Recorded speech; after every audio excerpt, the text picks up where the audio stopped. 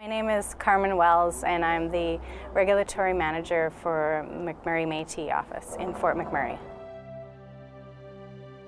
We owned a shop in Victoria and needed a change, and my father had come up here to work, so we'd heard about Fort McMurray and came up here, and it's been amazing. I had no idea. Growing up, actually, I was very interested in Métis rights and equality for everybody. And throughout my young adult life, I'd been on many boards with different Métis organizations, and always felt it was important to make sure that the Métis were counted and that their rights are recognized. So through connections through the community of Fort McMurray, I became involved with the Métis Local and I started working here.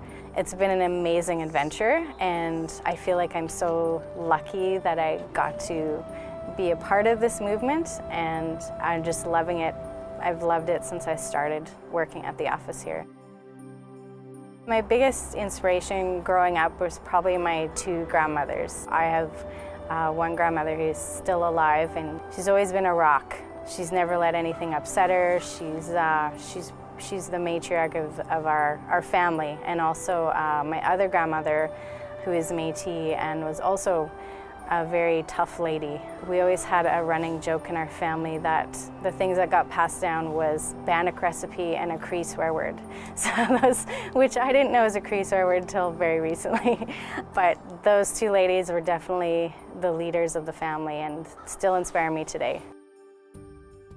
I think the biggest accomplishment in my life has been finding my voice, being comfortable in my own skin. I'm not afraid to say that I'm Métis. I'm not afraid to fight for everyone's rights, and I'm not afraid to do what I want to do. And I'm comfortable with what I do in everyday life, speaking out about what's fair and what's not fair, and I think that's probably my biggest accomplishment.